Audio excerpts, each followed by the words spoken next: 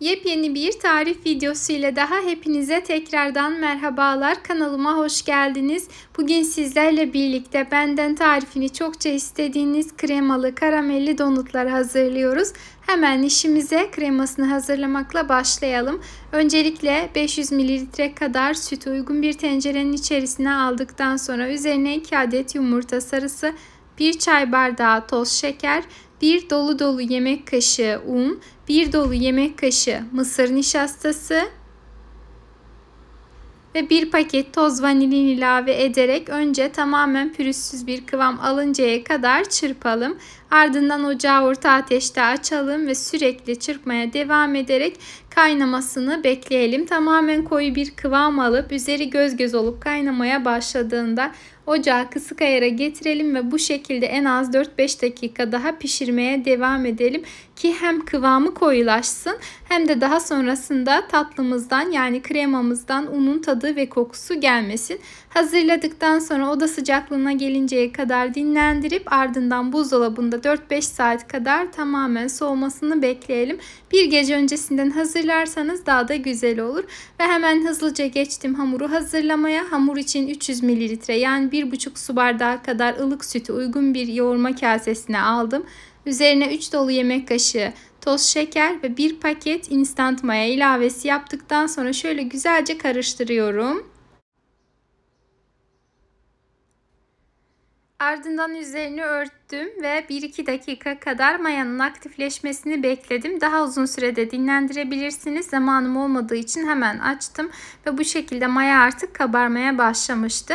Hem de bu aşamada süt birazcık daha ılıklaştı. Yani hemen içerisine yumurtayı ilave edebildim. Eğer süt çok yoğun kıvamda bir sıcak ise yani mayalama kıvamında ise kesinlikle hemen yine de yumurtaları ilave etmeyin ki pişirmesin. Daha sonrasında tatlınızdan yumurtanın kokusu ve tadı gelmesin. Dikkatli olursanız çok daha güzel olur.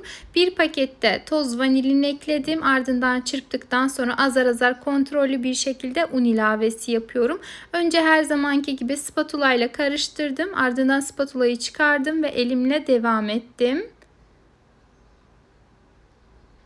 Bu gibi tariflerde eğer gramajlı ölçülü tarif hazırlamayacaksanız mutlaka unu kontrollü ilave etmeniz gerekli. Çünkü herkesin kullandığı yumurta boyutu ve de unun cinsi aynı olmayabilir. O yüzden dediğim gibi kontrollü ilave edelim.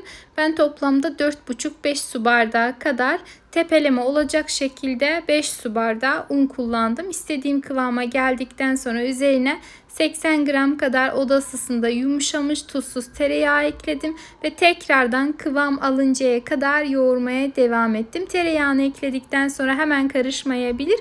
Gözünüzü korkutmasın. Birkaç dakika sonra istediğiniz kıvamı yakalayacaksınız. Bu şekilde kulak memesinden bir tık daha yumuşak kıvamda bir hamur elde ettikten sonra üzerini kapattım ve 1 saat kadar mayalanmaya aldım. Ardından hazır olan yani tamamen soğumuş olan kremayı uygun bir çırpma kasesinin içerisine aldım.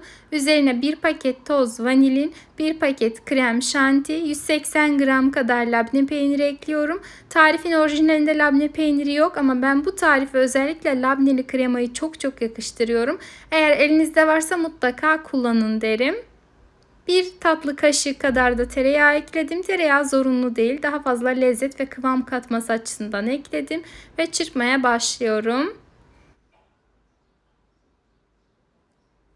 Önce mikserin düşük devrinde, daha sonra ise yüksek devirde 4-5 dakika kadar çırptıktan sonra kremamızın son kıvamı bu şekilde oldu.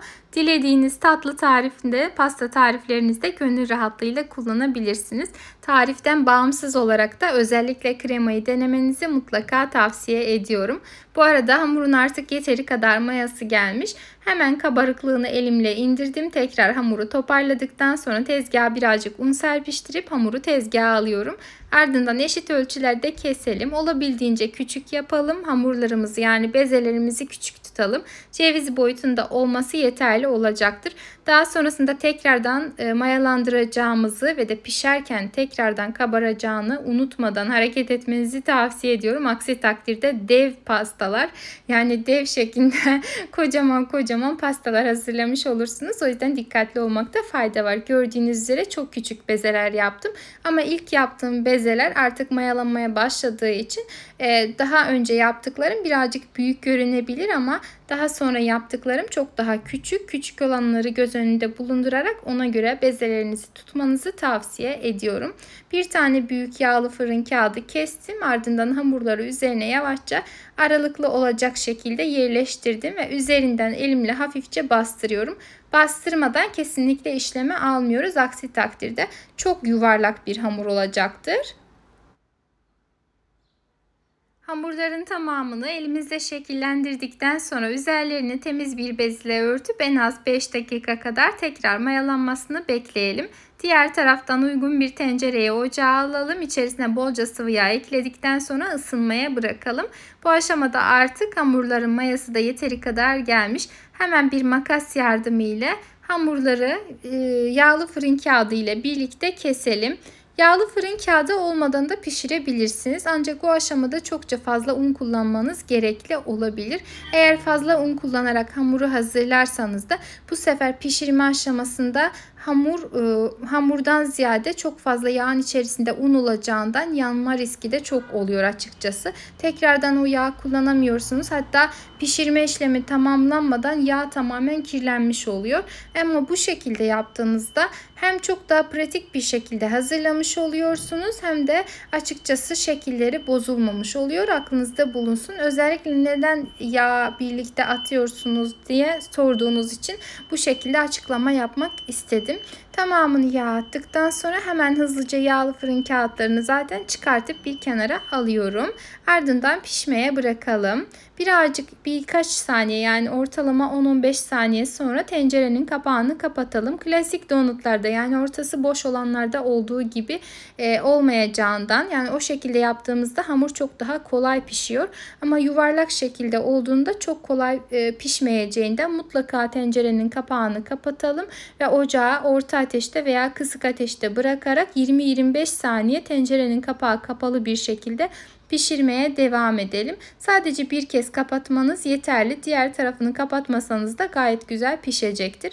Her iki tarafı güzelce kızardıktan sonra ocaktan alalım ve bir mutfak havlusunun üzerine yerleştirelim ki üzerindeki fazla yağından arınsınlar.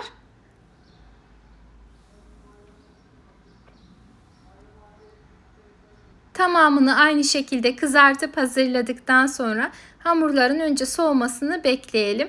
Ardından bir bıçak yardımıyla ortalarından aynı videoda gördüğünüz şekilde delikler açalım. Hangisini kremalı yapacaksanız onlara yapmanız yeterli olacaktır. Kremamızı ise krema torbasına doldurduktan sonra içlerini bu şekilde dolduralım.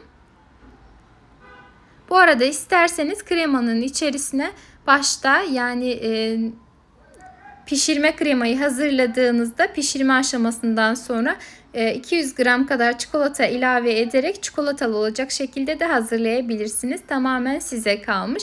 Ben üzerleri için de karamel hazırladım. 1 su bardağı toz şekeri uygun bir tavaya aldım ve kısık ateşte erimeye bıraktım. Hiç kaşık kullanmadan tavayı ileri geri çevirerek bu şekilde karameli hazırladım. Yakmamaya dikkat ederseniz çok daha güzel olur. Artık yeteri kadar, yani istediğim kıvama geldi. Şeker tamamen eridi. Hemen hızlıca donutların üzerine buluyorum. Aynı videoda gördüğünüz şekilde hazırlayabilirsiniz. Yalnız çok dikkatli olun. Bu aşamada ben elimi birazcık yaktım. Çünkü şeker gerçekten çok hızlı yakıyor ve de sıcak olduğunda gerçekten çok aşırı sıcak oluyor. O yüzden mutlaka dikkat edin. Üzerlerini karamele buladıktan sonra tekrar bir yağlı fırın kağıdının üzerine yerleştirdim ve tamamen donmasını bekledim. Oda sıcaklığında ortalama 10 dakika kadar dinlendirmeniz yeterlidir. Artık donacaktır ve bu şekilde artık servise hazır hale geldi. İçerisi çok güzel bir şekilde kabarmış, güzel pişmiş ama çok lezzetliydi. Mutlaka denemenizi tavsiye ediyorum. Denedikten sonra deneyimlerinizi yorum kısmında bizlerle paylaşmayı unutmayın lütfen. İçerisine krema eklemeden hazırladığımı da göstermek istedim. Nasıl piştiğinden emin olmanız adına. Ve bazılarını ise karamelsiz hazırladım. Onları da isterseniz üzerine şeker tozuyla serpiştirerek o şekilde de servis edebilirsiniz. Deneyecek olan herkese şimdiden afiyet şifa olsun. Kendinize çok iyi bakın. Allah'a emanet olun.